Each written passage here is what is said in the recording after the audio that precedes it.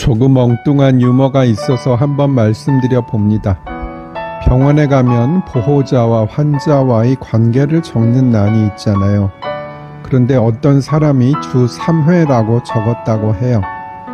여기서 이 뜻을 금방 이해하지 못하는 분들은 없으시겠지요. 환자와의 관계라 하면 남편, 아들, 손자, 지인 이런 것을 적으라는 것이잖아요. 그런데 이 사람은 환자와 주 3회 성관계를 한다는 의미로 적었다는 것이지요. 근데 궁금한 것이 일부러 알면서 그렇게 적었는지 정말로 저것을 잘못 이해해서 그런 것인지예요. 전자의 가능성이 더 많지 않을까요? 저걸 후자의 의미로 이해했다면 언어 생활에 상당히 문제가 있을 텐데요. 지금 윤 대통령이 내란죄를 저질렀느냐에 대해 의견이 분분합니다. 그런데 사실 내란죄는 사법시험 공부할 때는 봤겠지만 실무에서는 거의 접할 일이 없는 사건이라 관심 있게 공부하거나 하는 일이 거의 없는 범죄이긴 합니다. 저는 정치적인 색채 전혀 없이 일반인들에게 내란죄의 일반 법리를 설명드리기 위한 것이니 윤 대통령의 비상계엄 선포가 내란에 해당되는지에 대한 의견을 물으시면 직접적으로 답하기가 곤란하다는 점만 먼저 말씀을 드립니다. 제가 설명드리는 내용을 보시고 윤 대통령의 행위가 내란죄에 해당하는지를 생각해 보시면 되겠고요. 그것이 해당된다는 견해 아니면 해당되지 않는다는 견해는 유튜브에 많이 올려져 있으니 그런 영상을 참고해 주시면 좋겠습니다. 내란이라 하면 나라 안에서 정치적 목적으로 벌이는 난이라고 설명되고 있고요. 국가 대권과 헌법의 통치력을 저해하거나 파괴하려는 행위 또는 국가의 영토 주권을 말소시키려는 일체의 무력 행사를 뜻한다고 설명되고 있습니다.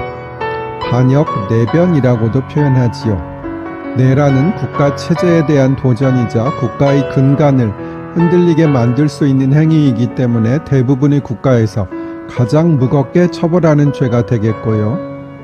이는 현대뿐만 아니라 과거에도 마찬가지였고요. 다음에는 형법 총론과 강론, 그리고 내란죄가 형법 강론의 어떤 부분에 나와 있는지 설명드릴게요. 우리나라 형법에서는 총론이 끝난 뒤 강론의 맨 앞 첫 번째 죄목으로서 내란죄를 언급하고 있어요. 형법은 총론과 강론으로 나누어져 있는데요. 총론에는 형법에 관한 일반적인 사항이 정해져 있고요. 강론에는 개별적인 범죄에 대해 규정하고 있는 것이에요. 그 중에 제일 처음 나오는 것이니 그만큼 형법에서도 중요하게 생각하는 범죄겠지요. 우두머리의 형량은 살인죄보다도 높은 사형 또는 무기징역 등으로 규정되어 있습니다. 형법 강론은 1. 국가적 법익에 대한 죄, 2. 사회적 법익에 대한 죄, 3. 개인적 법익에 대한 죄로 나누어져 있는데 내란죄는 국가적 법익에 대한 죄로 분류되고 있어요. 다음에는 혁명과 역적에 대해 말씀드릴게요. 내란은 과거부터 성공하면 혁명이 되지만 실패하면 반역범으로 처벌받아 사형으로 이어질 수도 있는 법적으로 가장 위험한 행위겠지요. 한자어로는 성즉 구당, 패즉 역적인 것이에요.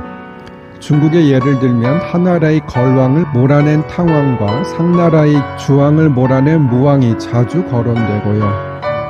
비록 군주가 폭군이더라도 탕왕, 무왕은 어디까지나 신하의 위치에 있었는데 군주를 몰아낸 것은 역모행이라고 볼 수 있겠지요. 우리나라의 경우 조선시대에 두 번의 반정이 있었어요. 중종반정과 인조반정이 그것이고요. 중종반정은 연산군을 패회시킨 것이고 인조반정은 광해군을 패회시킨 것이지요. 지금 나오고 있는 곡은 영화 왕의 남자의 OST인데요. 연산군이 등장한 영화입니다.